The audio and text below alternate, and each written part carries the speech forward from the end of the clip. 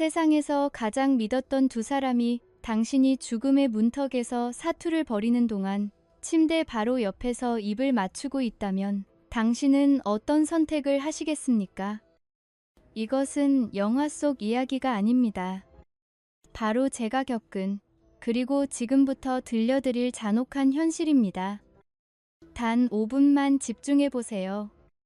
완벽하다고 믿었던 삶이 어떻게 단 한순간에 무너졌는지, 그리고 그 지옥 같은 배신 속에서 제가 어떻게 차가운 복수를 준비했는지 그 비말을 모두 공개하겠습니다.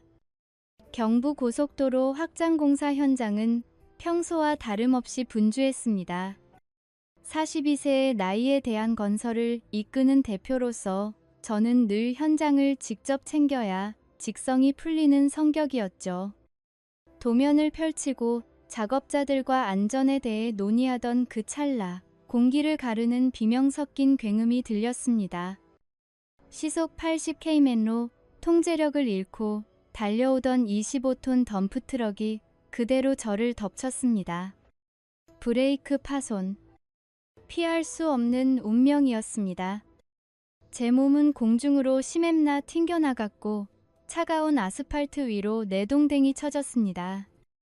119 구급대원이 도착했을 때 저는 이미 의식을 잃은 상태였고 대량 출혈과 척추 손상으로 생사가 불분명한 절체절명의 위기였습니다.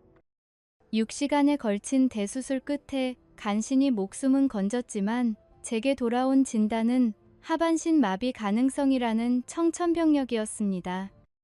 중환자실에서 눈을 떴을 때 제 곁을 지키던 사람은 15년을 함께한 아내 박수연과 20년 직이 절친 최민호였습니다. 수연은 눈물을 쏟으며 제 손을 잡았고 건축 설계사인 민호는 형제처럼 저를 다독였습니다. 형님, 걱정하지 마세요. 회사 일은 제가 다 책임질 테니 회복에만 전념하십시오. 그들의 헌신적인 모습에 저는 깊은 감동을 느꼈고 불구가 될지도 모른다는 공포 속에서도 그들이 있기에 버틸 수 있다고 믿었습니다. 하지만 그 믿음이 얼마나 처참한 착각이었는지 깨닫는 데는 그리 오랜 시간이 걸리지 않았습니다. 사고 후 한 달이 지났을 무렵 일반 병실로 옮겨진 저는 밤마다 엄습하는 통증에 시달려야 했습니다. 2024년 1월 15일 새벽 2시에 정적을 깨는 묘한 속삭임이 병실 문 밖에서 들려왔습니다. 간병인의 목소리라 생각하기엔 너무나 익숙하고 은밀한 톤이었죠. 저는 본능적으로 휠체어에 몸을 싣고 문틈으로 복도를 내다봤습니다. 그리고 그곳에서 제 영혼을 조각조각 부숴버리는 장면을 목격했습니다. 어두운 복도 끝, 제 아내 수연이 제 친구 민호의 품에 안겨 뜨겁게 입을 맞추고 있었습니다. 위로의 포옹이 아니었습니다. 서로를 탐닉하는 그들의 손길은 너무나 익숙해 보였죠. 민호의 입에서 나온 말은 더욱 가관이었습니다. 진우 형은 워낙 순진해서 우리가 이렇게 있어도 절대 의심 안 할 거야. 의사가 그러는데 최소 2달은 더 병원에 묶여 있을 거래. 우리에게 시간이 더 생긴 거지. 수연은 그의 가슴에 얼굴을 묻으며 콧노래 섞인 대답을 내뱉었습니다. 응, 하지만 조심해야 해. 눈치채면 귀찮아지니까. 심장이 터질 듯이 뛰었습니다. 혈압이 급상승하며 머릿속이 하얗게 타버리는 것 같았죠. 분노로 당장 문을 박차고 나가 그들의 목을 조르고 싶었습니다. 하지만 그 순간 기적 같은 감각이 제 발끝에서부터 전율처럼 올라왔습니다. 사고 이후 처음으로 느껴지는 짜릿한 감각. 제 다리가 살아나고 있었습니다. 저는 주먹을 꽉 쥐고 차가운 바닥을 쏘아보았습니다. 그래, 너희가 나를 순진한 바보로 여긴단 말이지. 저는 조용히 휠체어를 돌려 침대로 돌아갔습니다. 지독한 슬픔은 순식간에 차가운 이성으로 바뀌었습니다. 감정적으로 대응해선 안 됩니다. 증거 하나 없이 날뛰어봤자 저들 좋은 일만 시켜줄 뿐이니까요. 저는 결심했습니다. 이 다리가 회복되었다는 사실을 그 누구에게도, 심지어 의료진에게도 철저히 비밀로 하기로 말이죠. 휠체어에 앉아 무능력한 환자 연기를 하며 저들의 가면을 하나씩 벗겨낼 가장 완벽하고도 처절한 복수극을 설계하기 시작했습니다. 지옥 같은 통증보다 더 아픈 진실이 나를 깨웠던 그날 이후 병실은 더 이상 치료의 공간이 아니었습니다. 그곳은 침묵 속에서 칼을 가는 나의 요새이자 배신자들의 가식적인 연극을 관람하는 VIP 관람석이 되었죠. 나는 매일 아침 의사와 간호사들이 회진을 돌 때마다 하반신에 아무런 감각이 없는 척 절망에 빠진 환자를 완벽하게 연기했습니다. 발가락 끝에 서서히 피가 돌고 근육이 움트고 있었지만 나는 죽은 나무 토막처럼 다리를 방치하며 그들의 눈을 속였습니다. 너희들의 연극은 이제부터 내가 연출한다는 비장한 각오와 함께 말입니다.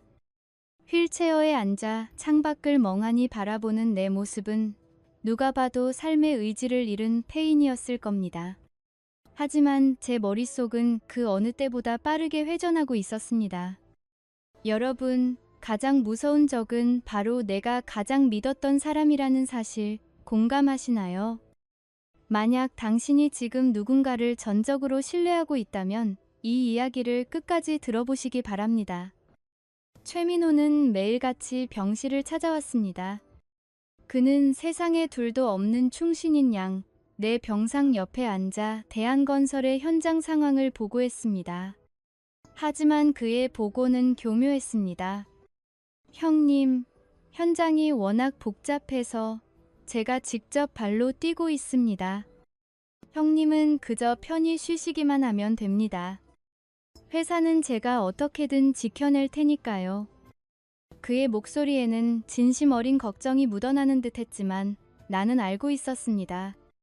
그가 말하는 지켜낸다는 의미는 내 회사를 자신의 것으로 야금야금 옮겨가는 과정일 뿐이라는 것을요. 민호는 내가 자리를 비운 사이 주요 거래처들을 자신의 설계사무소와 단독 계약하도록 유도하고 있었습니다. 그는 내 앞에서 슬픈 표정을 지으며 사과했지만 가면 뒤에서는 탐욕의 미소를 짓고 있었던 겁니다. 그는 가끔 제 다리를 주무르며 형님, 감각이 좀 어떠세요? 라고 물었습니다. 그때마다 저는 눈동자에 초점을 흐리고 전혀 아무것도 안 느껴져, 민호야. 난 이제 끝인가 봐. 라고 대답했죠. 제 대답을 들을 때마다 그의 입가에 미세하게 번지는 안도감을 저는 단 한 번도 놓치지 않았습니다. 나의 아내 박수연 역시 만만치 않았습니다. 그녀는 늘 피곤해 지친 기색으로 병실에 나타나 새로운 인테리어 프로젝트 때문에 눈코 뜰 새 없이 바쁘다고 하소연했습니다. 여보, 당신 병원비랑 우리 생활비 생각하면 내가 한 건이라도 더 따내야 하잖아. 미안해. 옆에 오래 못 있어줘서. 그녀의 연기는 일품이었습니다. 하지만 실상은 참혹했죠. 그녀가 바쁘다던 그 시간들은 나의 카드로 백화점에서 명품을 쇼핑하거나 민호와 함께 근사한 레스토랑에서 데이트를 즐기는 시간들이었습니다. 수연은 내가 병원 침대에 묶여 아무것도 모를 것이라 확신하며 아주 대담하고도 어설픈 거짓말들을 늘어놓았습니다. 오늘 미팅은 정말 힘들었어. 건축주가 얼마나 까다로운지. 그녀가 말하는 그 까다로운 건축주가 사실은 제 절친 최민호였다는 사실을 그녀는 제가 영원히 모를 줄 알았겠죠. 그녀의 옷깃에 묻은 낯선 남자의 향수 냄새가 코를 찔렀지만 저는 그저 쓴웃음을 지으며 그녀의 손을 잡았습니다. 수연아, 고생이 많네. 내가 이런 짓만 돼서 정말 미안해. 제 가식적인 사과에 그녀는 더욱 당당하게 거짓말의 탑을 쌓아 올렸습니다. 이 지독한 연극 속에서 나의 눈과 귀가 되어준 사람은 간병인 김순자 씨였습니다. 그녀는 60대의 노련한 눈썰미로 병원의 온갖 사연을 목격해온 베테랑이었죠. 저는 그녀에게 조심스럽게 나의 의심을 털어놓았고 그녀는 흔쾌히 나의 조력자가 되어주었습니다. 사실 병원 안팎의 소문은 간병인들을 통해 가장 먼저 퍼지는 법이죠. 순자 씨는 제가 잠든 척하는 동안 병실 문 밖에서 들리는 두 사람의 미러를 놓치지 않았습니다. 어느 일요일 수연이 집안 정리를 해야 한다며 병문안을 거절했던 날, 순자 씨는 나의 부탁을 받고 우리 집 근처를 살폈습니다. 그리고 그녀가 전해준 소식은 내 심장을 다시 한번 얼어붙게 했습니다. 사모님이랑 그 친구분 거실에서 와인을 마시며 웃고 떠들더군요. 마치 자기들이 그 집 주인인 것처럼요. 순자 씨의 목소리에는 분노와 안타까움이 섞여 있었습니다. 그들은 내가 없는 나의 안식처에서 나의 술을 마시며 나의 불행을 안주 삼아 웃고 있었던 겁니다. 그들이 건배하며 나눈 이야기가 진우 형 퇴원이 늦어질수록 우리에겐 기회야였다는 사실을 들었을 때 제 안에 무언가가 완전히 부서졌습니다. 다음 날 병실을 찾은 민호와 수연을 향해 나는 일부러 더 환한 미소를 지어 보였습니다. 그리고 그들의 손을 꼭 잡으며 말했죠. 민호야, 수연아, 정말 고맙다. 너희 같은 사람들이 내 곁에 있어서 나는 정말 운이 좋은 놈이야. 세상에서 너희를 제일 믿는다. 나의 믿음이라는 말에 민호의 눈동자가 잠시 흔들렸고 수연은 어색하게 시선을 피했습니다. 하지만 그들은 금세 평소의 가증스러운 표정으로 돌아와 화답했습니다. 그들은 나의 이 과도한 신뢰가 자신들을 옥죄는 밧줄이 될 것이라고는 상상조차 못했을 겁니다. 민호야, 회사 통장은 네가 관리하고 있지. 난 너만 믿는다. 수연이 프로젝트 자금도 네가 좀 융통해줘. 제 말 한마디에 그들의 눈에는 탐욕의 불꽃이 튀었습니다. 믿음이라는 무기로 너희의 목을 죄어줄게. 나는 속으로 차갑게 뇌까렸습니다. 혹시 여러분도 주변에 지나치게 믿는다고 말하는 사람이 있나요? 때로는 그 말이 가장 날카로운 비수가 될 수 있다는 걸 명심하세요. 사실 나는 이미 민호가 회사 기밀을 빼돌리려 한다는 정황을 포착하고 있었습니다. 그는 내가 지시한 것처럼 꾸며 이사회에 허위 보고를 올리고 자금을 유용하려는 치밀한 계획을 세우고 있었죠. 그는 제가 하반신 마비로 평생 휠체어 신세를 질 것이라 확신했기에 더욱 대담해졌습니다. 형님, 이번 해외 자재 발주건은 제가 알아서 처리했습니다. 형님이 서명하신 것처럼 서류도 다 준비했고요. 그가 내민 서류들은 사실 회사의 자금을 유령 계좌로 빼돌리기 위한 장치였습니다. 하지만 나는 그를 막지 않았습니다. 오히려 그가 더 깊은 수렁으로 빠져들도록 더 큰 권한을 위임하는 척하며 판을 깔아주었습니다. 욕망은 눈을 멀게 만드는 법이니까요. 그가 승리감에 도취해 방심하는 그 순간이 바로 내가 덫을 닫을 시간이 될 것입니다. 수연의 경우도 마찬가지였습니다. 그녀가 진행한다는 프로젝트들이 실상은 유령 프로젝트거나 민호와의 미래를 위한 구실임을 입증할 자료들이 순자 씨의 도움으로 하나둘씩 쌓여가고 있었습니다. 병원 주차장에서 민호의 차에 올라타는 수연의 모습, 그들이 다정하게 마트를 돌며 장을 보는 장면들이 나의 휴대폰 속에 차곡차곡 저장되었습니다. 여보, 오늘 새로운 가구 샘플 보러 가야 해서 늦을 것 같아. 라고 말하는 그녀의 등 뒤로 저는 이미 그녀가 민호의 아파트로 향하고 있다는 사실을 GPS로 확인하고 있었습니다. 이 모든 것은 나중에 그녀를 나락으로 떨어뜨릴 완벽한 무기가 될 것입니다. 배신감은 사람을 미치게 만들지만 계획된 복수는 사람을 냉철하게 만듭니다. 여러분, 만약 여러분이 배신을 당했다면 즉각적인 분노보다는 기록을 시작하세요. 증거만이 당신을 구원할 것입니다. 어느덧 이번 4개월째 나의 다리는 이제 휠체어 없이도 짧은 거리는 걸을 수 있을 만큼 회복되었습니다. 하지만 나는 여전히 휠체어에 앉아 무기력한 환자의 모습을 고수했습니다. 가끔 병실에 혼자 남을 때면 나는 문을 잠그고 일어나 거울 속에 나를 응시했습니다. 그곳에는 사고 전에 순진했던 김진우는 없었습니다. 오직 차가운 복수만을 꿈꾸는 한 남자가 서 있었죠. 가면을 쓴 자들을 상대하기 위해 나 역시 더 두껍고 견고한 가면을 썼습니다. 매일 밤 간호사들이 잠든 새벽이면 저는 병실 안을 수백 번씩 걸으며 근육을 단련했습니다. 복수의 날, 제 발로 당당히 걸어나가는 모습을 상상하며 통증을 견뎌냈습니다. 민호는 이제 회사의 실권을 거의 다 쥐었다고 생각했는지 점점 대담해졌습니다. 한 번은 내 앞에서 대놓고 수연과 다정한 눈빛을 주고받기도 했죠. 나는 그 역겨운 광경을 보면서도 짐짓 모르는 척 그들에게 더 큰 미끼를 던졌습니다. 민호야, 이번에 들어온 대규모 아파트 프로젝트 말이야. 네가 전적으로 맡아서 진행해 보는 게 어떠니? 내가 몸이 이래서 도저히 챙길 수가 없구나. 민호의 눈에 탐욕의 불꽃이 튀는 것을 보았습니다.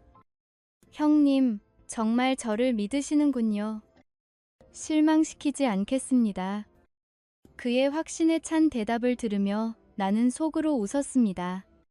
그래, 그 프로젝트의 계약서 조항 하나하나가 내 파멸을 가리키고 있다는 사실을 넌 꿈에도 모르겠지.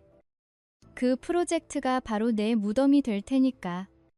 가장 높은 곳에서 떨어뜨려 줄게. 나의 이 다짐은 단순한 분노가 아니라 치밀한 계산의 결과였습니다. 나는 그들에게 줄 수 있는 모든 것을 주는 척하며 그들이 스스로를 파멸시킬 계약서에 서명하도록 유도하고 있었습니다. 이제 모든 준비는 끝났습니다. 수연이 환하게 웃으며 들고 온 새로운 계약서들, 그리고 민호가 당당하게 내민 프로젝트 기획안. 이 모든 것들이 사실은 그들을 벼랑 끝으로 몰아넣을 장치들임을 그들은 꿈에도 모른 채 승리감에 도취해 있었습니다.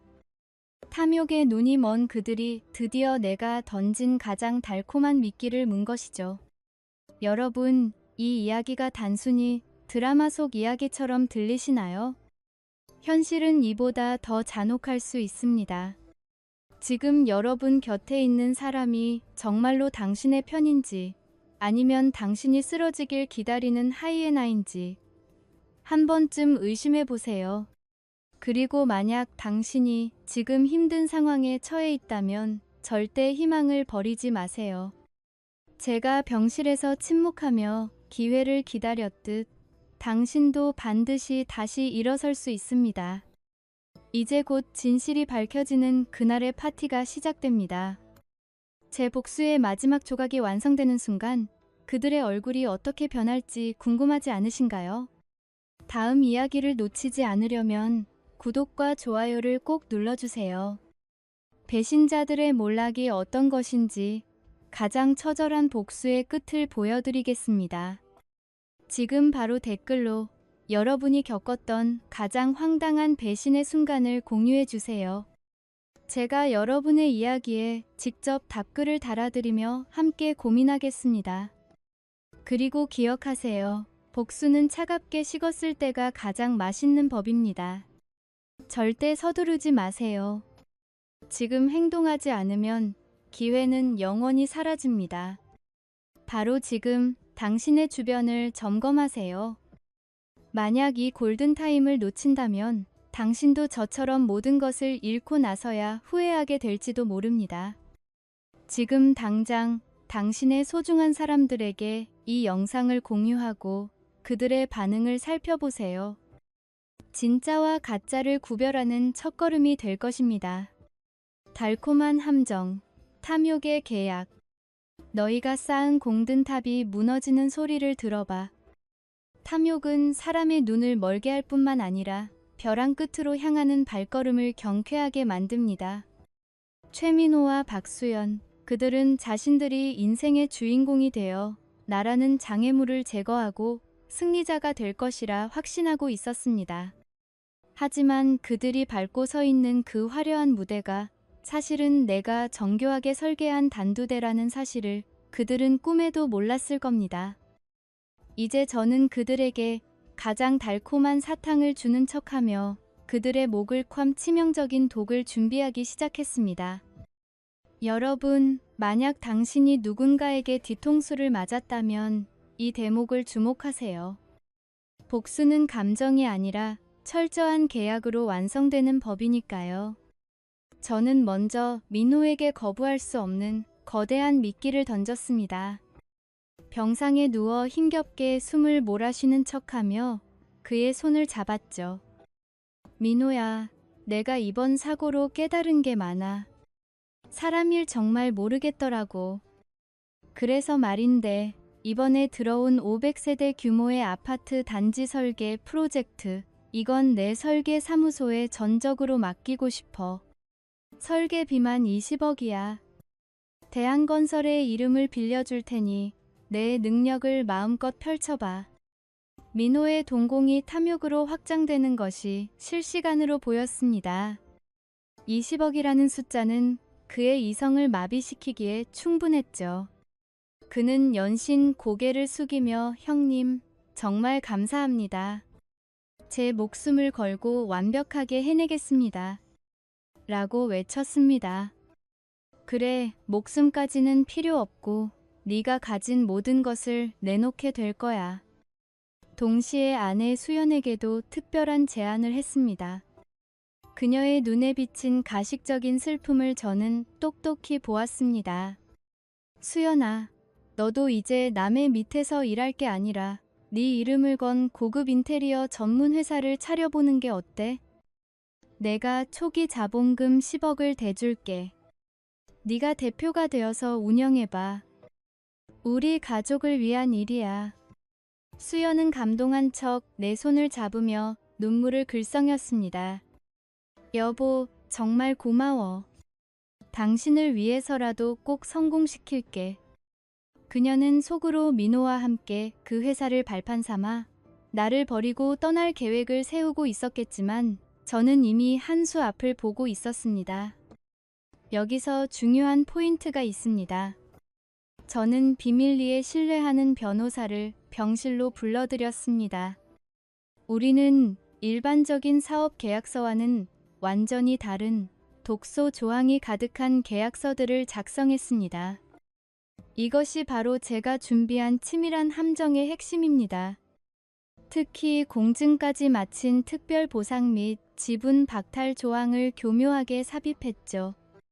사업 파트너 혹은 임원이 기업의 명예를 훼손하거나 도덕적 결함 불륜, 기밀 유출 등으로 인해 중대한 손해를 입힐 경우 모든 지분과 권한을 즉시 무상으로 원주인에게 귀속하며 투자금의 3배를 배상한다는 내용이었습니다.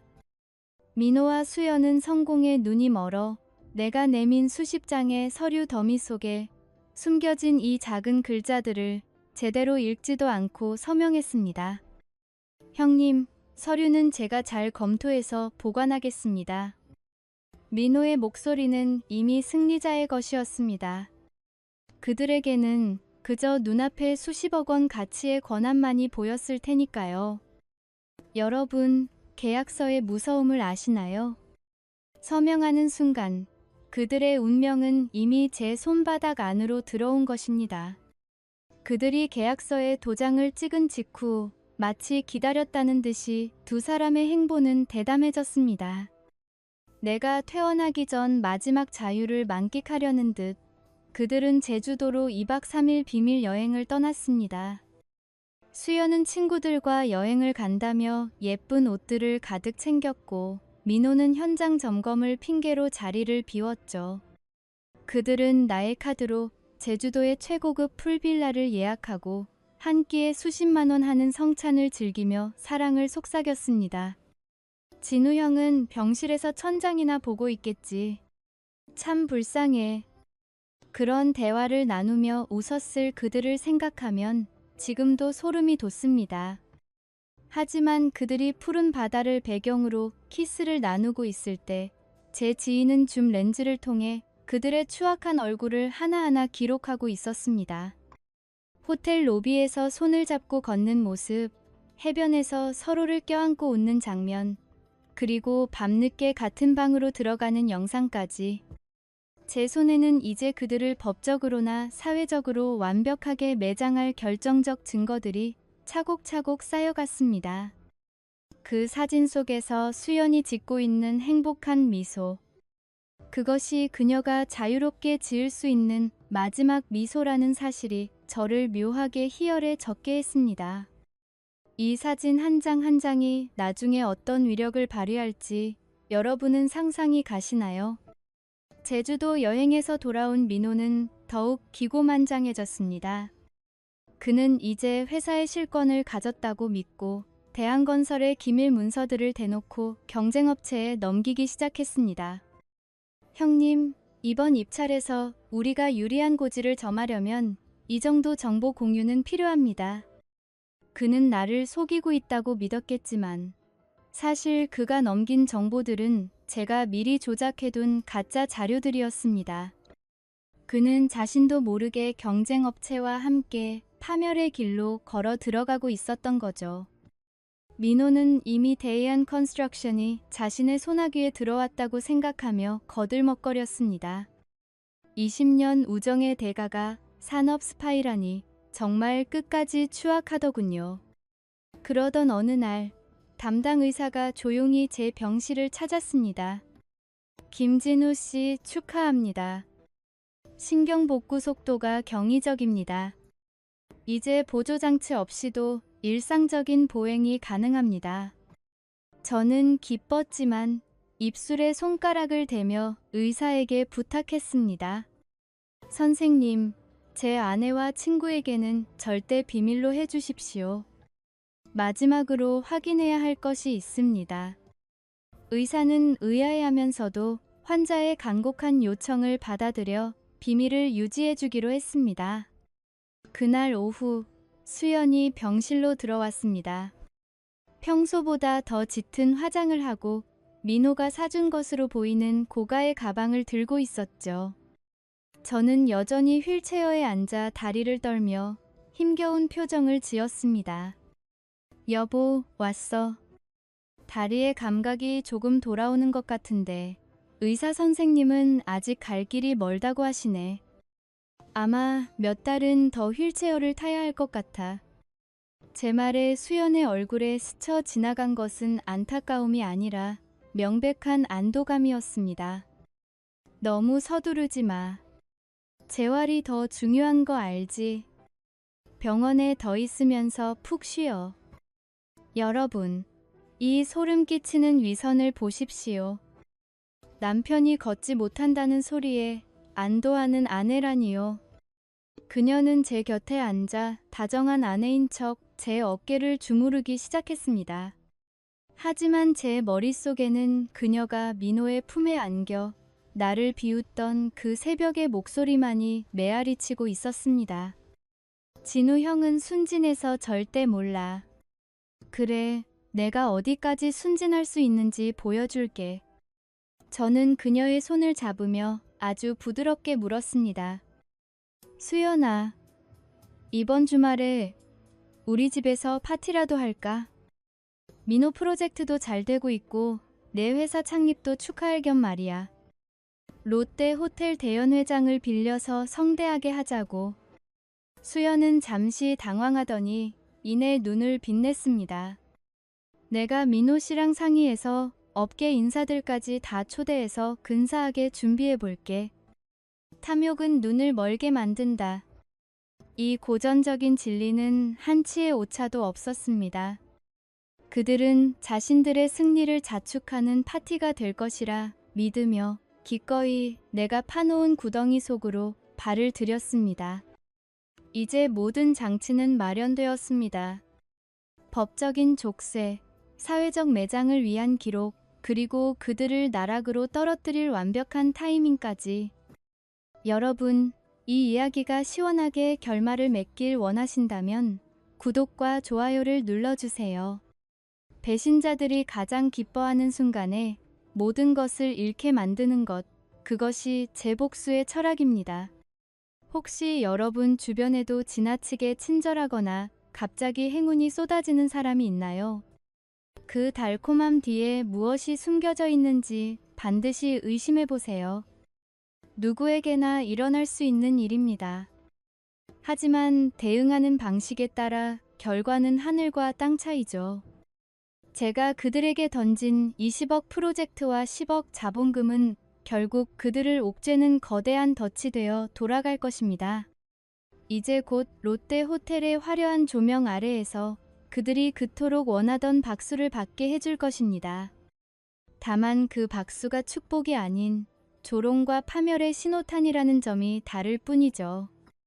과연 그날 밤 휠체어에서 일어나는 저를 보며 그들은 어떤 표정을 지을까요? 이제 진짜 박수를 칠 시간입니다. 화려한 조명과 샴페인 잔 부딪히는 소리, 그리고 대한민국 건설업계의 거물들이 모인 이곳 롯데 호텔 크리스탈 볼룸은 겉보기에 완벽한 축제의 장이었습니다. 샹들리에는 평소보다 더 눈부시게 빛났고 현악 사중주의 우아한 선율이 홀안을 가득 채우고 있었죠. 최민호와 박수연, 두 사람은 마치 이 세상의 주인공이라도 된 양 최고급 턱시도와 드레스를 차려입고 입구에서 손님들을 맞이하고 있었죠.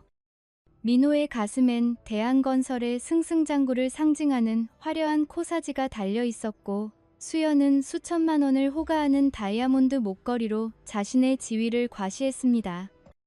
그들의 얼굴에는 성공에 대한 확신과 서로를 향한 은밀한 승리감이 가득했습니다. 하지만 그들은 꿈에도 몰랐을 겁니다. 오늘 이 파티가 자신들의 화려한 은퇴식이자 인생에서 가장 처절한 몰락의 시작이 될 것이라는 사실을 말이죠. 여러분, 배신자들이 가장 행복해하는 순간을 지켜보는 기분이 어떨 것 같나요? 저는 휠체어에 앉아 어둠 속에서 그들을 바라보며 차갑게 미소 지었습니다. 폭풍 전야의 고요함이란 바로 이런 것이었죠. 파티가 시작되고 1시간쯤 지났을 때 장내의 분위기는 최고조에 달했습니다. 사람들은 샴페인을 들이켜며 대한건설의 새로운 시대에 대해 찬사를 보냈죠. 저는 마이크를 잡고 무대 중앙으로 나갔습니다. 여전히 하반신 마비 환자인 척 비서의 도움을 받아 힘겹게 휠체어를 조작하며 말이죠. 수연이 저를 발견하고는 가식적인 걱정이 가득한 얼굴로 다가왔습니다. 여보, 몸도 안 좋은데 무리하지 마세요. 그녀의 향수 냄새가 오늘따라 지독하게 역겨웠습니다. 장내의 시선이 저에게 집중되었습니다. 여러분, 오늘 이 자리에 참석해 주셔서 정말 감사합니다. 제 목소리가 대연회장에 울려 퍼졌습니다. 저는 6개월간의 긴 투병 생활을 마치고 다시 여러분 앞에 섰습니다. 특히 제가 병원에 있는 동안 저를 대신해 회사를 지켜준 두 사람, 제 절친 최민호 소장과 제 아내 박수연 대표에게 특별한 감사를 전하고 싶습니다. 관객석에서는 뜨거운 박수가 터져 나왔습니다. 민호와 수연은 서로 의미심장한 눈빛을 교환하며 당당하게 고개를 숙여 인사했습니다. 마치 자신들이 이 회사의 구원자라도 된 것처럼요. 하지만 제 다음 한마디가 공기를 순식간에 얼려버렸습니다. 그래서 제가 그들의 공로를 기리기 위해 특별한 영상을 준비했습니다. 이 두 사람이 제가 입원해 있는 동안 얼마나 헌신적으로 저를 배신했는지 그 가증스러운 진실을 여러분과 함께 나누고자 합니다. 제 손짓과 함께 무대 뒤 거대한 스크린이 켜졌습니다. 첫 번째 영상이 흐르자마자 장내는 비명 섞인 경악으로 가득 찼습니다. 그것은 지난 1월 15일 새벽 2시 병원 복도 CCTV에 찍힌 장면이었습니다. 휠체어에 의지한 채 사경을 헤매던 저의 병실. 바로 문 앞에서 민호와 수연이 서로의 몸을 탐닉하며 뜨겁게 포옹하고 입을 맞추는 모습이 사케의 고화질로 적나라하게 드러난 것이죠. 수연의 얼굴이 순식간에 흑빛으로 변했고 민호는 들고 있던 와인잔을 바닥에 떨어뜨렸습니다. 쨍그랑하는 소리가 정적을 깼습니다. 이게 끝이 아닙니다. 배신의 깊이는 여러분의 상상을 초월합니다. 저는 담담하게 말을 이어갔습니다. 이어서 스크린에는 그들이 제주도 비밀 여행에서 찍힌 수십 장의 사진들이 슬라이드쇼처럼 지나갔습니다. 저의 법인카드로 결제한 최고급 풀빌라에서 와인을 마시는 모습, 해변에서 손을 잡고 걷는 연인의 모습, 그리고 결정적으로 호텔 침실로 함께 들어가는 영상까지. 200명의 관객은 충격에 휩싸여 웅성거리기 시작했습니다. 저게 정말이야. 세상에, 친구 아내랑 저런 짓을. 사람의 탈을 쓰고 어떻게 저럴 수 있지. 사람들의 날카로운 수군거림이 그들의 고막을 찢어놓고 있었습니다. 심판의 시간이 온 것이죠. 하지만 복수의 하이라이트는 지금부터였습니다. 저는 세 번째 자료를 공개했습니다. 그것은 민호가 대한건설의 핵심 기밀과 설계 도면을 경쟁업체에 넘기며 거액을 챙긴 금융거래 내역과 비밀 이메일 기록들이었습니다. 최민호 씨는 저를 배신한 것도 모자라 평생을 바쳐 일궈온 회사의 숨통을 끊으려 했습니다.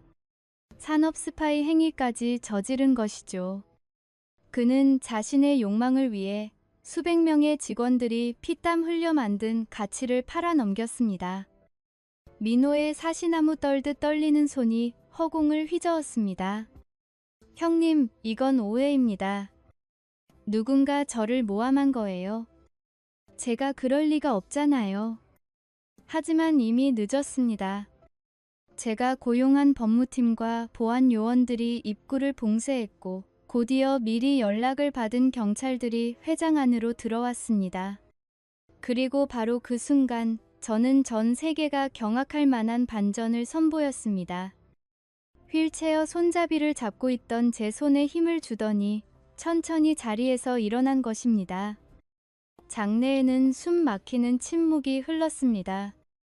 6개월 동안 걷지 못한다고 믿었던 제가 보조기구 하나 없이 당당하게 두 발로 서서 그들을 내려다보았습니다. 이것은 단순한 회복이 아니라 죽었던 왕의 귀환이었습니다. 수연은 공포에 질려 바닥에 주저앉았고 민호는 뒷걸음질 치다 벽에 부딪혔습니다. 수연의 입술이 파르르 떨렸습니다. 수연아, 민호야. 내가 순진해서 아무것도 모를 줄 알았니? 너희가 내 집에서 내가 아끼는 와인을 마시며 나를 산송장 취급하며 비웃을 때 나는 너희가 서명한 계약서 속의 독소 조항을 하나하나 다듬고 있었다. 저는 주머니에서 공증 서류를 꺼내 보였습니다. 오늘부로 최민호 소장과 박수연 대표가 가진 대한건설과 신규 인테리어 법인의 모든 지분은 무상으로 몰수됩니다.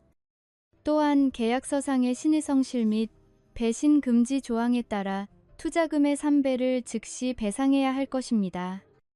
너희는 이제 빈털터리 범죄자로 이 자리를 나가게 될 거야. 아니, 감옥으로 가게 되겠지. 충격의 도가니에 빠진 관중들 사이로 보안 요원들이 다가가 그들의 팔을 붙잡았습니다. 민호는 울부짖으며 제 발치를 붙잡으려 했지만 저는 차갑게 그 손을 걷어찼습니다. 너희가 6개월 동안 내 등 뒤에서 칼을 꽂을 때, 내가 병실에서 혼자 외로움과 싸울 때 용서라는 단어를 단 한 번이라도 떠올린 적이 있었나? 수연은 화장이 번진 채 눈물로 범벅이 된 얼굴로 애원했습니다. 여보, 한 번만 기회를 줘. 내가 미쳤었나 봐. 당신을 사랑해서 그랬어. 저는 그녀의 눈을 똑바로 응시하며 마지막 선고를 내렸습니다. 기회는 이미 제주도에서 너희가 나눈 그 가식적인 키스와 함께 영원히 사라졌다. 이제 내 인생에서, 내 회사에서 꺼져라. 두 사람이 경찰과 보안 요원들에 의해 회장 밖으로 질질 끌려나가는 뒷모습은 그야말로 처절한 패배자의 그것이었습니다. 화려했던 드레스는 바닥에 쓸려 더러워졌고 당당했던 턱시도는 비굴한 눈물로 젖었습니다. 저는 다시 마이크를 잡고 떨리는 목소리를 가다듬었습니다.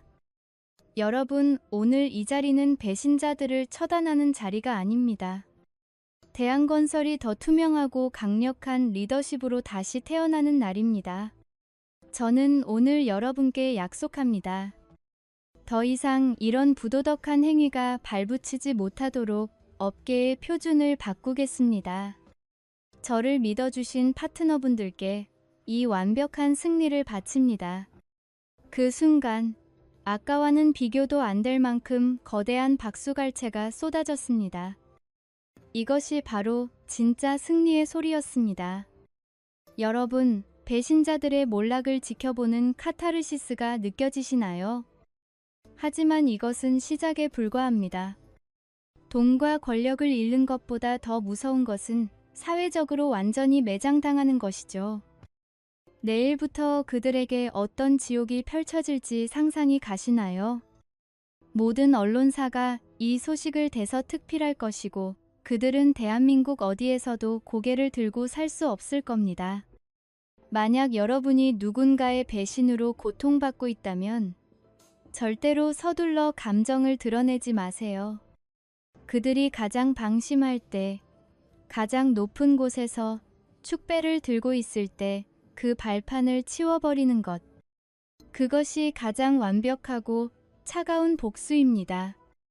복수는 감정적으로 하는 것이 아니라 법적으로 그리고 치밀하게 계산된 계획하에 이루어져야 합니다. 저는 6개월간 매일 밤 그들이 제 병실 밖에서 나누던 속삭임을 들으며 이날을 준비했습니다. 고통을 힘으로 바꾸고 눈물을 전략으로 승화시켰죠. 오늘 제 이야기가 여러분에게 속 시원한 대리 만족을 드렸다면, 그리고 삶을 헤쳐나갈 냉철한 지혜를 주었다면 지금 바로 구독과 좋아요, 알림 설정 부탁드립니다. 여러분의 응원이 저에게는 큰 힘이 됩니다. 지금 댓글창에 인과응보라고 남겨주세요. 정의는 반드시 승리한다는 것을 우리 함께 증명해 봅시다. 여러분도 할 수 있습니다. 억울한 일을 당했다면 지금 당장 증거를 수집하고 냉철해지세요. 다음 편에서는 나락으로 떨어진 그들의 1년 뒤 비참한 모습, 최민호가 일용직 현장을 전전하고 박수연이 사채업자들에게 쫓기는 그 놀라운 뒷이야기를 공개하겠습니다. 놓치면 후회하실 겁니다. 복수는 차갑게 식었을 때가 가장 완벽하다는 사실을 다음 영상에서 다시 한번 보여드리겠습니다. 바로 지금입니다. 여러분의 인생을 바꿀 진정한 승부수는 이곳에서 시작됩니다. 망설이지 말고 지금 바로 참여하세요. 경부고속도로 확장공사 현장에서 저, 김진우는 마지막 안전점검을 진행하고 있었습니다. 42세의 저는 대한건설 대표로서 이번 프로젝트의 성공적 마무리를 위해 직접 현장을 챙기는 성격이었죠. 안전모를 단단히 눌러쓰고 도면을 펼쳐든 채 작업자들과 대화를 나누던 그 순간이었습니다. 시속 80km로 달려오던 25톤 덤프트럭이 저를 덮쳤습니다.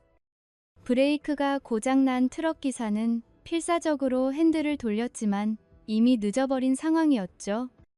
제 몸은 신맵나 튕겨나가며 아스팔트 바닥에 처참하게 내동댕이 쳐졌습니다. 119 구급차가 현장에 도착했을 때 저는 이미 의식을 잃은 상태였습니다. 대량 출혈과 함께 척추 손상이 의심되는 심각한 상황이었죠. 응급실 의료진들은 저를 즉시 수술실로 이송했고 6시간에 걸친 대수술이 시작되었습니다. 수술실 밖에서는 아내 박수연과 절친한 친구 최민호가 초조하게 기다리고 있었습니다. 39세의 수연은 평소 냉정한 성격이었지만 이날만큼은 눈물을 주체하지 못했죠. 인테리어 디자이너인 그녀는 저와 결혼한 지 15년 동안 큰 갈등 없이 살아왔다고 믿었습니다. 최민호는 40세로 저와 대학 동기였습니다. 건축 설계사인 그는 제 회사와 오랫동안 파트너십을 유지해온 절친이자 동업자였죠. 두 사람은 20년 넘게 형제처럼 지내왔고 서로의 가족까지 챙기는 사이였습니다. 수술이 끝나고 의사가 나왔을 때 모든 사람들이 숨을 죽였습니다. 다행히 생명에는 지장이 없지만 하반신 마비 가능성이 높고 최소 6개월간의 입원 치료가 필요하다는 진단이었죠. 수연은 그 자리에서 주저앉았고 최민호가 재빨리 그녀를 부축했습니다. 형수님, 걱정하지 마세요. 제가 모든 걸 도와드릴게요. 최민호의 목소리에는 진심 어린 걱정이 묻어났습니다. 수연은 최민호의 손을 꽉 잡으며 고마움을 표현했죠. 정말 고마워요. 당신이 아니었으면 어떻게 했을지 모르겠어요. 제가 의식을 되찾은 것은 사고 3주 후였습니다. 중환자실에서 눈을 떴을 때 가장 먼저 본 것은 최민호의 걱정스러운 얼굴이었죠. 형님, 깨어나셨군요. 정말 걱정했습니다. 최민호는 진심으로 기뻐하며 즉시 간호사를 불렀습니다. 하반신 감각이 없다는 사실을 알게 된 저는 절망에 빠졌습니다. 하지만 최민호는 매일같이 병원을 찾아와 저를 위로했죠. 형님, 의사 선생님이 재활하면 충분히 걸을 수 있다고 하셨어요. 포기하지 마세요. 수연도 매일 병문안을 왔지만 회사 일이 바쁘다는 이유로 오래 머물지는 못했습니다. 대신 최민호가 그 자리를 채웠죠. 형님, 회사 일은 걱정 마세요. 제가 모든 현장을 점검하고 있으니까요. 저는 최민호에게 깊은 감사를 느꼈습니다. 민호야, 정말 고맙다. 너 같은 친구가 있어서 다행이야. 제 말에 최민호는 겸손하게 고개를 숙였습니다. 무슨 말씀을 하세요? 형님이 저에게 얼마나 잘해주셨는데요. 이 정도는 당연한 거죠. 이번 2개월째 저의 상태는 서서히 호전되고 있었습니다. 하지만 아직 휠체어 없이는 움직일 수 없는 상황이었죠. 그럼에도 최민호는 변함없이 매일 찾아와 회사 상황을 보고하고 개인적인 이야기까지 나누었습니다. 어느 날 저녁 최민호가 늦은 시간까지 병실에 머물렀습니다. 형님, 형수님이 요즘 많이 힘들어하세요. 혼자서 모든 걸 감당하려니까 스트레스가 심한 것 같아요. 저는 아내가 걱정되었지만 자신이 할 수 있는 일이 없어 안타까웠죠. 최민호는 계속해서 말했습니다. 제가 형수님을 좀 더 도와드릴게요. 집안일이나 급한 일들 말이에요. 형님은 빨리 회복하는 데만 집중하세요. 저는 최민호의 배려에 또 한 번 감동받았습니다. 그런데 이때부터 뭔가 이상한 일들이 하나둘씩 일어나기 시작했습니다. 수연의 병문안 횟수가 눈에 띄게 줄어들었고 최민호는 오히려 더 자주 나타났죠. 형님, 형수님이 새로운 프로젝트 때문에 너무 바쁘시대요. 이해해 주세요. 저는 의심 없이 최민호의 말을 믿었습니다. 아내가 자신 때문에 경제적 부담을 느끼고 있다는 생각에 오히려 미안함을 느꼈죠.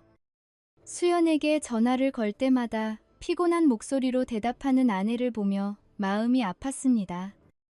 이번 4개월째가 되자 저의 하반신 감각이 조금씩 돌아오기 시작했습니다. 의료진들은 이를 매우 긍정적인 신호라고 평가했죠.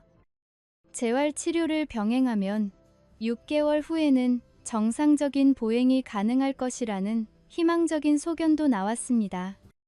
하지만 저는 이 사실을 아내와 최민호에게 알리지 않았습니다. 왠지 모르게 좀 더 지켜보고 싶다는 생각이 들었거든요. 그의 직감은 곧 현실이 되어 나타났습니다. 2024년 1월 15일 새벽 2시, 저는 갑작스러운 소음에 잠에서 깼습니다. 병실 문 밖에서 들려오는 작은 대화 소리가 저의 잠을 깨웠습니다. 처음에는 간병인들의 대화라 생각했지만 목소리가 너무 익숙했습니다. 귀를 기울여 들어보니 분명히 아내 수연과 최민호의 목소리였죠. 이 시간에 둘이 함께 있다는 것 자체가 이상했습니다. 저는 조심스럽게 침대에서 몸을 일으켜 병실 문 쪽으로 휠체어를 이동시켰습니다. 다행히 문이 조금 열려 있어서 복도가 보였죠. 그리고 제가 본 장면은 평생 잊을 수 없는 충격이었습니다. 수연과 최민호가 복도 끝자락에서 뜨겁게 포옹하고 있었습니다. 단순한 위로의 포옹이 아니었죠. 두 사람의 입술이 맞닿아 있었고 서로를 간절히 안고 있는 모습이었습니다. 제 심장이 쿵쾅거리기 시작했습니다. 혈압이 급상승하는 것을 느낄 수 있었죠. 하지만 저는 최대한 침착함을 유지하려 노력했습니다. 수연아, 진우가 언제쯤 퇴원할 수 있을까? 최민호의 목소리에는 조급함이 묻어났습니다. 수연은 최민호의 가슴에 얼굴을 묻으며 대답했죠. 의사 선생님이 최소 2개월은 더 걸린다고 하던데 다리 상태가 아직 완전하지 않나 봐. 그럼 우리에게 시간이 더 있다는 거네. 최민호가 수연의 머리를 쓰다듬으며 말했습니다. 수연은 고개를 끄덕이며 답했죠. 하지만 조심해야 해. 진우가 눈치챌까봐 걱정돼.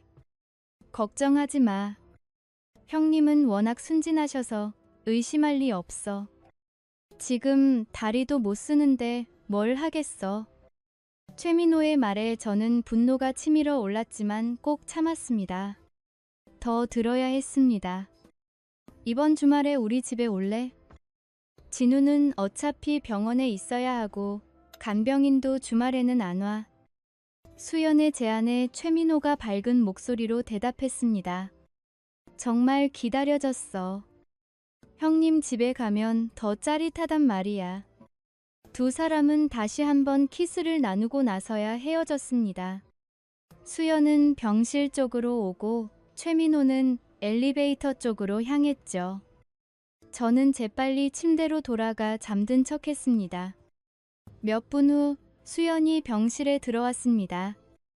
여보, 잠깐 화장실 다녀왔어. 저는 눈을 뜨고 아내를 바라봤습니다. 평소와 다름없는 표정으로 연기하는 아내의 모습이 낯설게 느껴졌죠. 이렇게 늦게까지 있지 말고 집에 가서 쉬어. 내가 걱정된다고. 제 말에 수연은 미안한 표정을 지었습니다. 당신 혼자 두고 가기가 싫어서. 하지만 내일 일찍 일어나야 해서 이제 들어갈게요. 수연이 떠나고 난 후 저는 천장을 바라며 깊은 생각에 잠겼습니다. 15년간 함께 살아온 아내와 20년 넘게 형제처럼 지낸 절친이 자신을 배신하고 있다는 사실이 믿어지지 않았죠. 하지만 분명히 본 것이었습니다. 다음 날 아침 최민호가 평소처럼 병문 안을 왔습니다. 형님, 어젯밤엔 잘 주무셨어요? 아무 일 없었죠? 최민호의 질문에서 묘한 긴장감이 느껴졌습니다. 저는 담담하게 대답했죠. 응, 잘 잤어. 너는 언제 갔더라? 어제는 일찍 들어갔어요.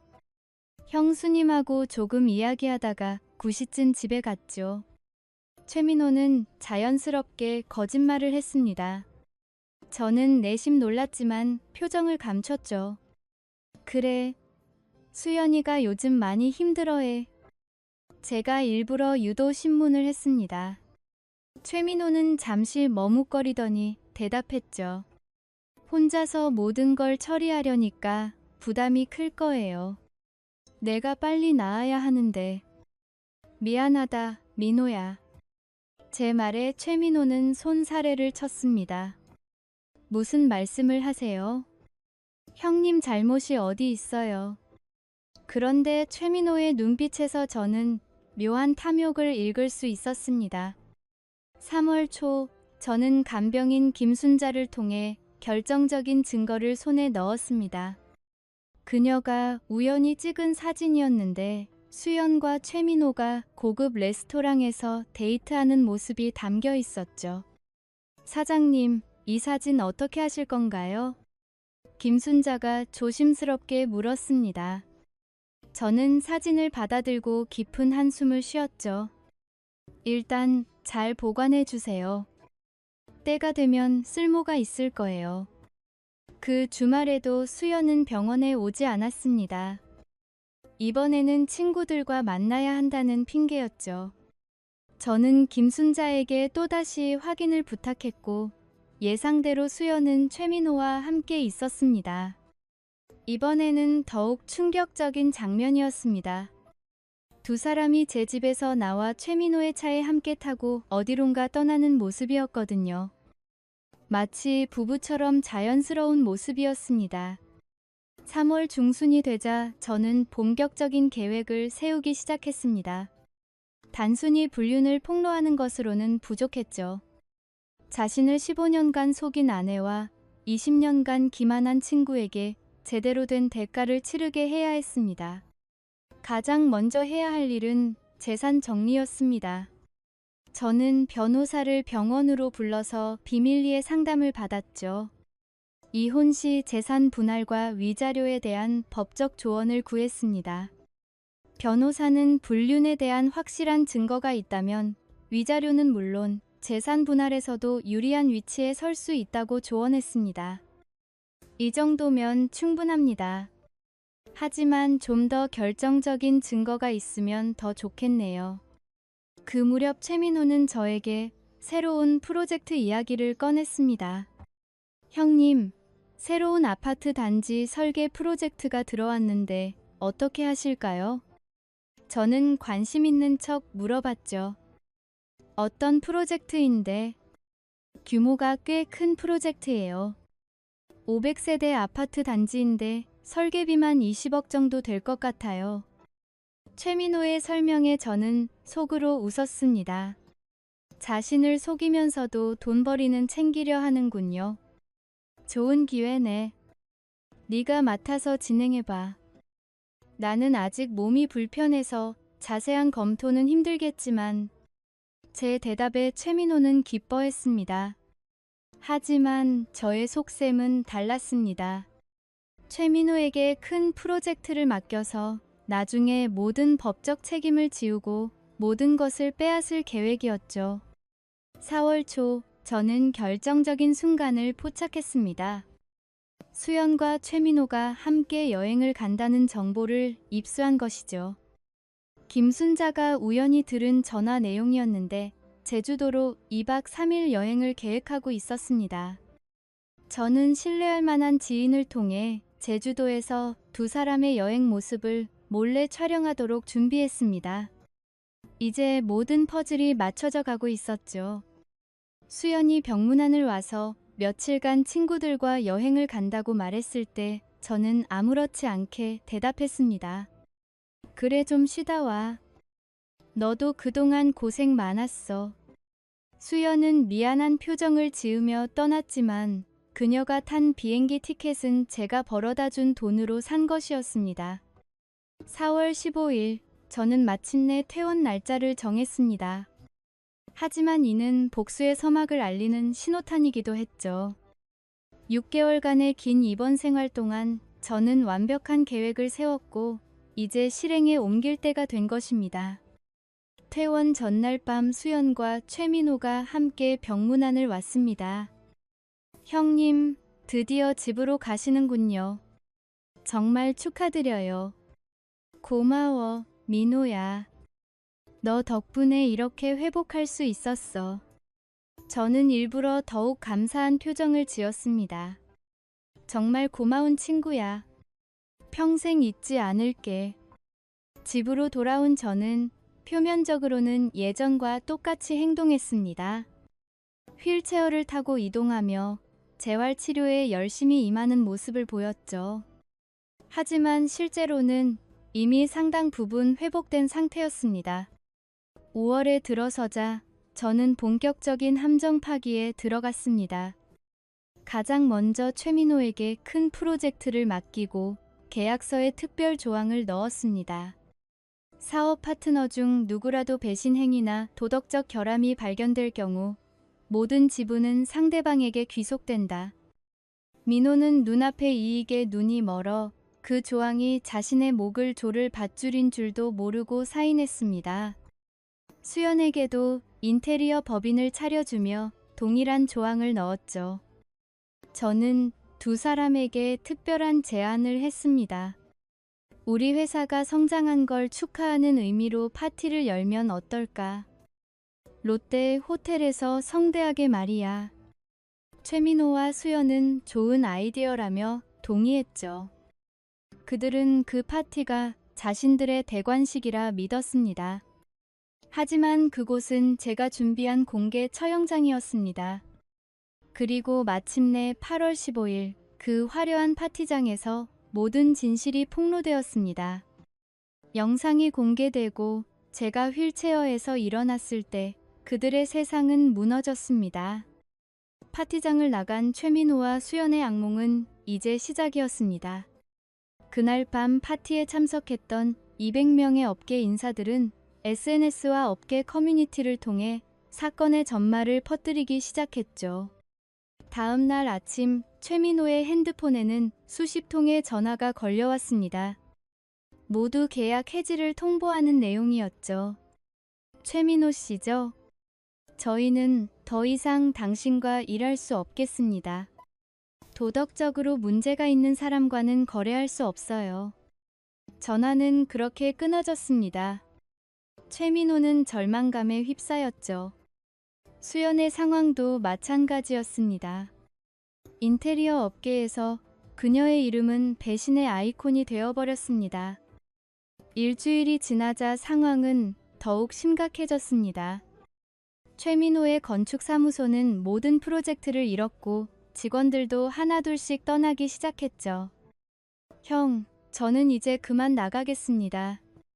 더 이상은 어렵겠어요. 후배는 고개를 저으며 사무실을 나갔습니다. 수연도 비슷한 상황이었습니다.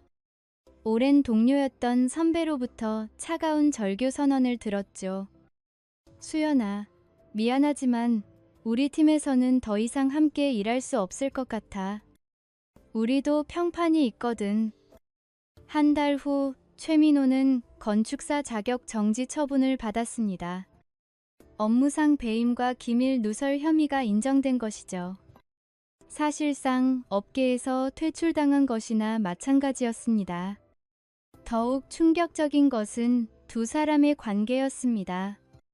경제적 어려움이 닥치자 서로를 원망하기 시작한 것이죠. 이 모든 게 당신 때문이야. 최민호가 소리쳤습니다. 당신이 자꾸 조급하게 굴어서 진우 형이 눈치챈 거라고. 두 사람의 사랑은 현실의 벽 앞에서 금세 무너졌습니다. 3개월이 지나자 최민호는 월세도 내지 못해 사무실을 반납해야 했고 수연은 작업실까지 정리해야 하는 처지가 되었죠. 6개월 후인 2025년 2월 최민호는 원룸텔에서 힘겨운 하루하루를 보내고 있었습니다. 건축사 자격 정지로 인해 정규직을 구할 수 없었고 택배 상하차 아르바이트로 겨우 생계를 유지하는 상황이었죠. 수연은 커피숍에서 아르바이트를 하고 있었습니다. 39세의 나이의 20대. 알바생들과 함께 일하며 자존심을 버려야 했죠. 5월 중순 두 사람은 우연히 지하철역에서 마주쳤습니다. 서로 초라해진 모습에 깜짝 놀랐죠. 우리 정말 바보였어. 수연이 한숨을 쉬며 말했습니다. 진우를 너무 우습게 봤지. 두 사람은 함께 저를 찾아와 무릎을 꿇고 용서를 빌었습니다. 형님, 제발 한 번만 용서해 주세요. 저희가 정말 잘못했습니다. 하지만 저는 차갑게 말했습니다. 여러분이 6개월 동안 저를 속였을 때는 용서를 생각하셨나요? 이제 제 앞에서 사라지세요. 그날 이후 두 사람은 더 이상 저에게 접근하지 못했습니다. 진정한 승리는 복수가 아니라 더 나은 사람이 되는 것이었습니다. 저는 새로운 파트너 소희를 만났고 우리는 신뢰를 바탕으로 새로운 미래를 설계하고 있습니다. 복수는 달콤하지만 그 뒤는 차갑고 시리다는 말이 있습니다. 하지만 저에게 그 복수는 얼음처럼 차가운 이성으로 완성한 생애의 가장 따뜻한 구원이었습니다.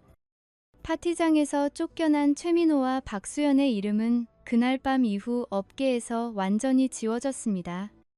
아니, 정확히 말하면 배신과 몰락의 대명사로만 남게 되었죠. 현대 사회에서 평판은 곧 목숨과도 같습니다. 20년간 공들여 쌓아온 신뢰가 단 하루 만에 무너져 내리는 소리는 제가 들었던 그 어떤 음악보다 선명했습니다. 이제부터 그들이 마주한 인과응보라는 이름의 지옥을 들려드리겠습니다. 사건 직후 최민호의 핸드폰은 비명처럼 울려댔습니다. 축하 전화가 아니라 모든 계약의 파기를 알리는 냉혹한 통보들이었죠. 한 건설업체 대표는 그에게 이렇게 쏘아붙였습니다. 최민호 씨, 당신 같은 사람과 일하는 건 우리 회사의 품격을 떨어뜨리는 일입니다. 도덕적 결함이 있는 설계사와는 단 1초도 함께할 수 없으니 당장 나가주세요. 민호는 무릎을 꿇고 애원했지만 돌아오는 것은 차가운 외면뿐이었습니다. 업계에서 그의 이름은 산업 스파이이자 친구의 아내를 탐한 배신자로 낙인 찍혔고 결국 대한건축사협회는 그에게 건축사 자격 1년 정지라는 중징계를 내렸습니다. 20년간 도면을 그리던 손으로 그는 이제 무거운 박스를 날라야 했습니다. 물류 창고에서 일용직으로 일하며 그는 예전에 저와 함께 즐겼던 고급 레스토랑의 와인 대신 차가운 컵라면으로 끼니를 때우는 처지가 되었습니다. 박수연의 상황은 더욱 처참했습니다. 세련된 감각으로 이름을 알리던 인테리어 디자이너였던 그녀는 이제 남편의 투병 중 불륜을 저지른 여자로 전락했습니다. 그녀의 작업실에는 계약 취소와 환불을 요구하는 고객들이 들이닥쳤고 오랜 동료였던 선배는 그녀에게 등을 돌리며 말했습니다. 수연아, 반성한다고 해결될 일이 아니야. 우리 팀의 얼굴에 먹칠을 한 너를 누가 다시 써주겠니? 결국 그녀는 빚더미에 앉아 화려했던 사무실을 정리하고 동네 작은 커피숍에서 아르바이트를 시작했습니다. 39세의 나이에 20대 초반 아이들에게 언니가 아닌 아줌마 소리를 들으며 자존심을 깎아먹는 삶. 그것이 그녀가 선택한 대가였습니다. 그러던 어느 날 저녁, 운명의 장난처럼 두 사람은 지하철역 승강장에서 마주쳤습니다. 1년 전 제주도 해변에서 영원한 사랑을 맹세하던 그들의 모습은 온데간데 없었습니다. 민호는 먼지투성이 작업복 차림이었고 수연은 화장기 없는 초췌한 얼굴에 지친 기색이 역력했죠. 민호야, 어떻게 지내? 수연이 떨리는 목소리로 물었지만 민호의 반응은 냉담했습니다. 보시다시피요. 이게 다 당신 때문이야. 당신이 조급하게 구는 바람에 진우 형이 눈치챈 거잖아. 수연도 지지 않고 맞받아쳤습니다. 회사 돈 빼돌리고 기밀 판 건 당신이잖아. 내 탓하지 마. 사랑이라 믿었던 탐욕의 감정은 가난과 멸시라는 현실 앞에서 추악한 증오로 변해 있었습니다. 그들은 마지막 희망을 품고 제가 새로 옮긴 사무실로 찾아왔습니다. 한강이 내려다 보이는 63층 건물의 로비에서 그들은 경비원들의 제지를 뚫고 제 앞에 무릎을 꿇었습니다. 형님, 제발 한 번만 용서해 주세요. 죽을 죄를 지었습니다. 민호는 눈물로 범벅이 된 채 제 구두 끝을 붙잡으려 했습니다. 수연 역시 제 바지가랑이를 붙잡으며 울부짖었죠. 여보, 우리 15년 세월을 생각해서라도 제발 다시 살 기회를 줘요. 저는 잠시 멈춰서서 그들을 내려다보았습니다. 제 눈빛에는 분노조차 남아있지 않았습니다. 오직 깊은 무관심만이 서려 있었죠. 저는 차갑게 쏘아붙였습니다. 당신들이 내 병실 밖에서 내가 깨어나지 않기를 바란다며 속삭일 때 그때 이미 당신들이라는 존재는 내 인생에서 삭제되었습니다. 이제 와서 구걸하는 건 너무 늦었다는 생각 안 드나. 보안 요원들이 그들을 끌어내는 동안 저는 뒤도 돌아보지 않고 엘리베이터에 올랐습니다. 여러분은 이제 내 인생에 존재하지 않는 이름들입니다. 이 말은 제가 저 자신에게 주는 마지막 선물이었습니다. 진정한 승리는 복수가 아니라 그들을 내 기억 속에서 완전히 지워버리는 것이니까요. 그들이 나락의 끝에서 허우적거리는 동안 저는 새로운 시작을 준비하고 있었습니다. 제 곁에는 이제 건축과 교수 출신의 이소희라는 소중한 파트너가 있습니다. 그녀는 제 과거를 알고도 따뜻하게 안아주었습니다. 진우 씨, 과거는 미래를 위한 걸음일 뿐이에요. 이제 앞만 보고 걸어가요. 소희의 진심 어린 말에 저는 처음으로 배신의 상처가 치유되는 것을 느꼈습니다.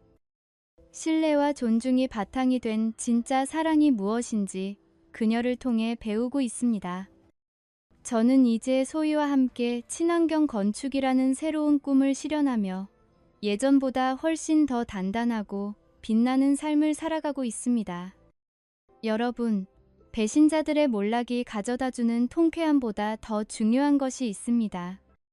그것은 바로 진정한 행복을 찾는 일입니다. 제가 그 지옥 같은 침묵의 6개월을 견딜 수 있었던 건 단순히 복수하기 위해서가 아니라 다시 제대로 살고 싶었기 때문입니다. 인과응보는 반드시 존재합니다. 하지만 그 결과에만 매몰되지 마세요. 당신을 아프게 한 사람들을 나락으로 보내버렸다면 그 다음은 당신이 가장 높은 곳으로 올라갈 차례입니다. 끝이 아닌 새로운 시작, 그리고 인생은 뿌린 대로 거두는 법입니다. 한강 공원의 붉은 노을이 수면 위로 아름답게 흩어지는 저녁, 저 김진우는 소희의 손을 잡고 천천히 산책로를 걸었습니다. 1년 전만 해도 휠체어 없이는 한 걸음도 떼지 못할 것이라며 비웃음을 샀던 제가 이제는 가장 사랑하는 사람과 함께 건강하게 두 발로 땅을 딛고 서 있습니다. 63층 사무실에서 내려다보는 서울의 야경보다 지금 내 곁에서 미소 짓는 소희의 눈동자가 훨씬 더 눈부시고 소중합니다. 여러분, 제가 이 기나긴 복수의 여정을 통해 깨달은 진실은 단 하나입니다. 진정한 복수는 상대를 파괴하는 것이 아니라 상대가 감히 쳐다보지도 못할 만큼 내가 훨씬 더 행복하고 찬란한 삶을 사는 것이라는 사실입니다. 배신은 날카로운 칼날처럼 제 가슴에 지울 수 없는 흉터를 남겼습니다. 하지만 그 상처가 없었다면 저는 소희라는 진실한 인연을 알아보지 못했을 것이고 신뢰라는 가치가 얼마나 무거운 것인지도 깨닫지 못했을 겁니다. 대한건설은 이제 단순히 건물을 짓는 회사가 아닙니다. 우리는 사람과 자연이 공존하는 친환경 건축을 통해 더 나은 세상을 설계하고 있으며 그 결과 매출은 이전보다 3배 이상 급성장했습니다. 업계에서는 저를 향해 냉철한 전략가라고 부르지만 소희 앞에서는 그저 행복한 남편일 뿐입니다. 우리는 곧 소규모지만 따뜻한 결혼식을 올리고 새로운 가정을 꾸릴 예정입니다. 반면 나락으로 떨어진 그들은 지금 어디에 있을까요? 지방 소도시에서 이름조차 숨긴 채 고단한 일용직 노동자로 살아가는 최민호, 그리고 화려했던 디자이너의 꿈을 접고 좁은 꽃가게 구석에서 과거를 후회하며 살아가는 박수연.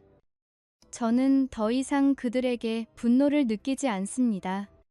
증오조차 아까울 만큼 제 현재의 삶이 너무나 소중하기 때문입니다.